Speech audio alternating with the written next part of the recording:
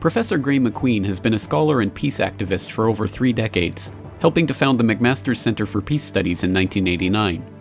Now, as an editor of the Journal of 9/11 Studies and member of the Toronto Hearings Committee and the 9/11 Consensus Panel, MacQueen is looking for ways to go beyond the collection of 9/11 evidence into prosecution for the crimes of September 11, 2001. This is the GRTV Feature Interview with our special guest, Graeme MacQueen. First thing I did was when I read an article, Explosive Evidence, by David Ray Griffin, which had to do with the New York firefighters and the fact that a lot of them had witnessed explosions in the Twin Towers. He and others, I think probably Todd Fletcher was involved in doing some of the research for that. Anyway, some of them had really spent a lot of time combing through the FDNY oral histories, which had recently been released after a lawsuit by the New York Times against the city of New York. I read that article and I was fascinated by it. I thought, if this is right, if all these firefighters say, well, yeah, we saw and heard explosions, the place was being blown apart, then, wow, that's really important. Imagine having a formal legal process, an investigation of a crime. Imagine if you had a bunch of eyewitnesses that you were ignoring. It's outrageous. So I just shoved everything on my desk aside. I had projects I was working on. I said, nothing is as important as this. These oral histories have just been recently released. There's about 10,000 pages of them. Most people do not have the time to read that, but I do. And so that was it for the next few months. I read them all, and I counted. I paid attention to how many people talked about explosions. I worked out a method of counting them, what would count and what wouldn't count as an explosion testimony. I didn't want to be interpreting it. I wanted them, the witnesses, to interpret it themselves. So, for example, if they said, well, then I heard a boom, that's not good enough. If they said, then I heard an explosion, that would count. So I did that. And I also tried to look for evidence that contradicted the theory. People that said, for example, that the buildings pancaked down, since that was a very popular theory in the months after 9/11 when the firefighters were being interviewed in the oral histories. Anyway, so I did that work, and that was published in the Journal of 9/11 Studies in 2006. What was it called? 118 witnesses. The firefighters' testimony to explosions in the Twin Towers, something like that. Because I had found 118, which I thought was a lot. I mean, imagine a trial where you have 118 witnesses. That's very strong. And they corroborate each other. In some cases, they're quite detailed testimony. Now, since then, I've worked rather half-heartedly since then to expand that list, because you reach a certain point of diminishing returns. If people can poo-poo 118, then they're not, they're not going to have any trouble with 156, which is my current list. But anyway, I will probably briefly in my talk show the chart of 156 and give 2 specific witnesses as an example of how one witness can corroborate the testimony of another.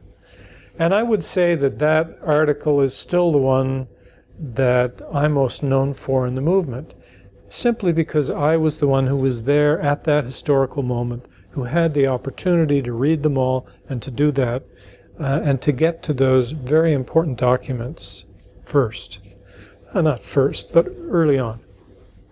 And I won't spend so much time on the work that I did subsequent to that, but every time I wrote 4 main research articles, all of them published in the Journal of 9/11 Studies, and each time I thought, what is a key point in the official story that I could knock out? Because by this point, of course, I was convinced, I was thoroughly convinced through my own research, the official narrative was false. So what are the key points that I can knock out? I'm not an architect, I'm not an engineer, I'm not a physicist, I can't do all that work, but there's some things I can do. I can read oral histories, for example, so on. So I ended up writing 3 other articles, and each one, it seemed to me, touched on a key element in the official story. So one had to do with foreknowledge of Building 7's collapse. It turns out there were hundreds of people who knew it was going to come down before it came down. Some of them knew 4 hours before it came down. And yet it was the first such collapse in history. Well, think about it. That's a problem. It's impossible to know about a unique event before it happens, an event that's unprecedented. And when there are so many people who know, to say it's fishy is to understate the case. Moreover, they didn't just suspect it was coming down. Many of them say they knew it was coming down because authorities had told them it was definitely coming down. They had been told where to stand, some of them. They talked about standing around for a couple of hours waiting for 7 to come down, which is why I entitled that article, Waiting for 7. You're waiting for an unprecedented event? So that's an important topic. And that's a fairly dry article, but I think it was important. The other two, one of them was, I became intrigued during a discussion with some bloggers about the way the North Tower came down. As I say, I'm not a physicist, but on the other hand, I took physics in grade 9, so I know the kind of the rudimentary things about free fall and so on. I don't think you have to have a PhD in physics to grasp the basic point that an object in free fall through the air will have a different acceleration profile than one that impacts an enormously strong steel structure. Now, when we actually look at the North Tower coming down, it doesn't come down as quickly as if it were in free fall acceleration, but there is no change in the rate of acceleration when the top part of the building supposedly impacts the bottom part. Now, the official story of the National Institute of Standards and Technology is that when that top rigid part of the building came down, due to fire and buckling of columns and so on, it fell onto the lower structure and caused its total and complete and rapid collapse. Well, I'm sorry, but if that top part is going to cause any such event, it is going to have to slow down. There's no way around it. This is a necessary deceleration, and it's not there. And so again, I don't have a PhD in physics, but I knew how to break the video into frames, and I knew how to tell what the rate of acceleration was. And when it came to writing that article, I needed to have an engineer to write it with me, and I asked Tony Zambotti if he would. He's an engineer from New Jersey, wonderful guy, and we wrote that article, which I think, again, is an article that proves, really, that the official narrative of how those buildings came down is false. Obviously, the lower structure was destroyed by some other agency. It wasn't destroyed by the top of the building. And the final article was the one in which I guess I took the biggest risk, because it has to do with the shaking of the earth when the South Tower came down, that whole seismic issue. There's the seismographs that show us the various profiles of what supposedly happened at the World Trade Center. And these were measured at the Lamont Doherty Earth Observatory. And although I'm not a seismologist, I began to think there was something deeply wrong about the conclusions they had come to. That they thought that the big signals were caused when the tower hit the ground. And it's perfectly clear from a variety of sources that that the earth was shaking well before anything hit the ground. And indeed, before the building even visibly began to come down. And so in that article, I assembled quite a bit of evidence to show that. And I might add that in the next couple of weeks, we expect an article to be published in the Journal of 9/11 Studies by a guy who does have the credentials and has worked in the field of seismology, who analyzes those seismograms in considerable depth and comes to more radical conclusions than I did. That the signals that were supposedly caused by the planes hitting the towers, he said, were not caused by that. They were caused by explosions. And that the subsequent big signals, which supposedly were from the buildings coming down, 1, 2, and 7, were all caused by explosions. That they simply do not have the right signature for what supposedly caused them. And they don't have the right timing either. He says it's clear that the explosion which caused the first signals, the supposed plane impact, unfortunately happened 15 seconds before the planes struck the building. So I feel to some extent justified in some of the conclusions that I reached. So those are the research articles, and you get to a certain point where you say, okay, I could keep doing this for the rest of my life because this is such a big fraud. I could keep finding research projects. It's interesting to do research, but at some point, and I reached this previously in peace studies too, you get to the point where you say, you know what, we've got enough evidence. What we need to do now is public education. We need to do advocacy. We need to make the right films, have the right hearings, get the legal process started, all these things. It's not good enough to continue doing research in my office. And so it was after that time I began kind of joining other organizations. I helped put on the Toronto hearings on 9/11, which I think were important and will continue to be important, especially now that the hearings report has finally been published. Joined the 9/11 consensus panel and became co-editor of the Journal of 9/11 Studies. In all cases, I think I'm playing a role, but it's not the role primarily of a researcher. It's the role of a thinker, an advocate, an organizer. Not always fun roles, but they're necessary.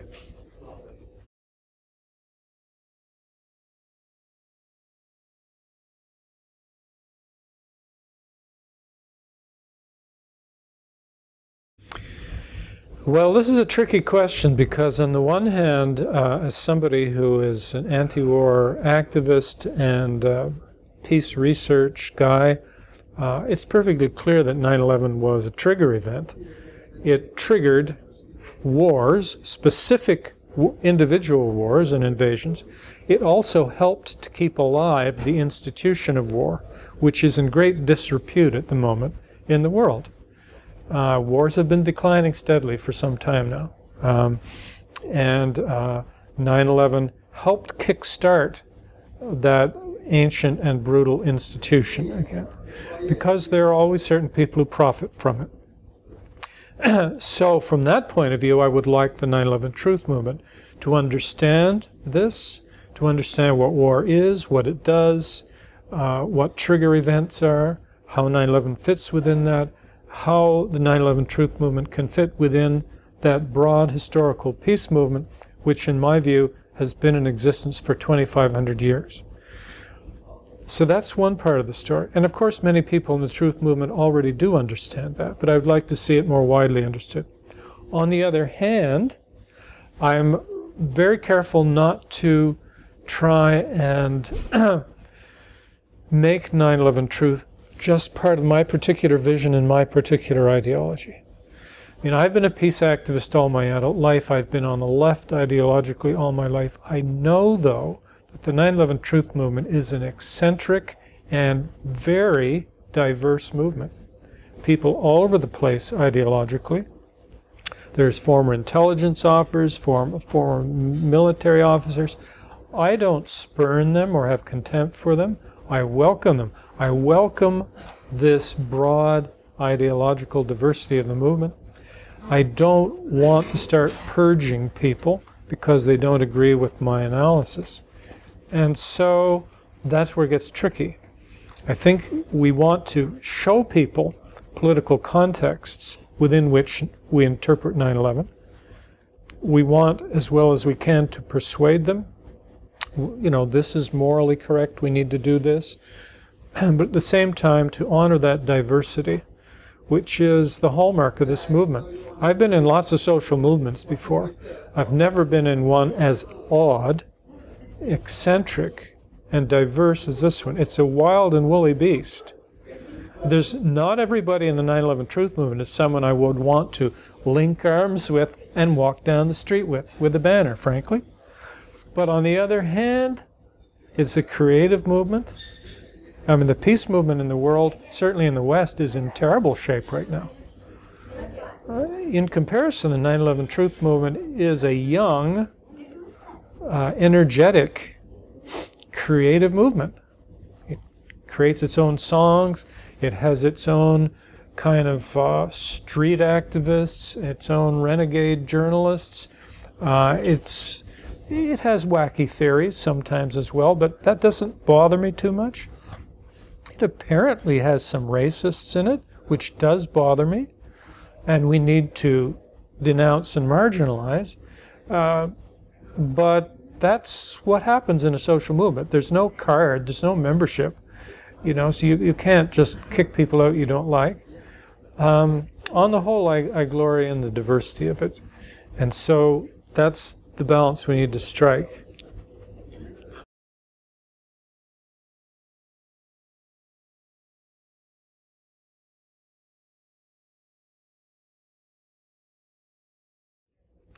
Well, certainly what's happening in Malaysia fits within my particular program very well.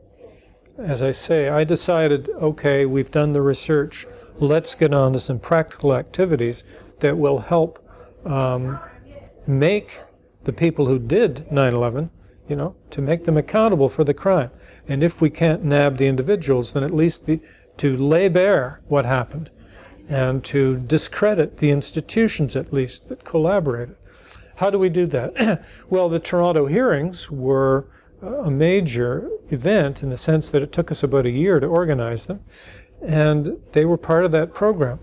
Now the question is, where do you go from there? Well, we thought about that all along, of course. We knew that we couldn't subpoena people, we couldn't bring people to court, but it was a necessary first step. Well, there are a number of routes we can go now. One of the people who was on the panel of the 9/11 hearings, Judge Ferdinando Imposimato from Italy, wants to take the issue to the International Criminal Court. I think we should support him. We should try that.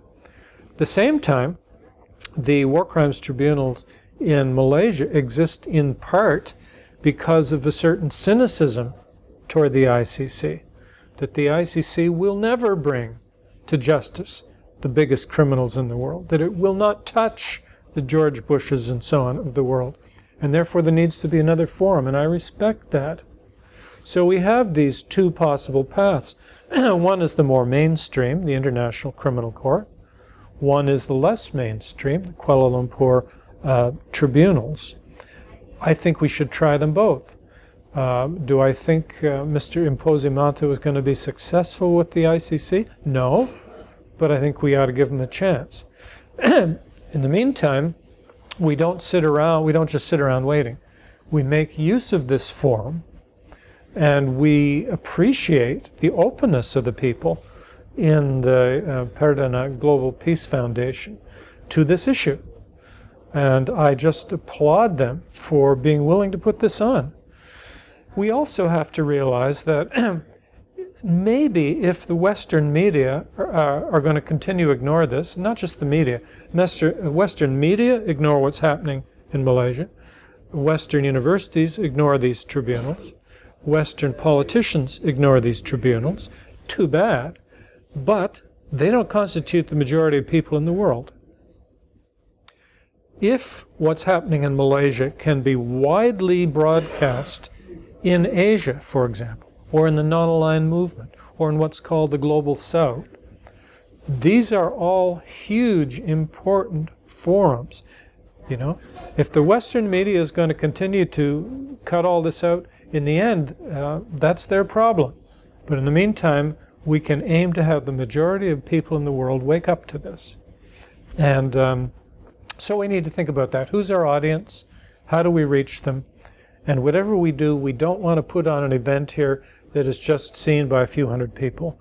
We need to think right from the outset how to make it seen and understood by the widest possible audience.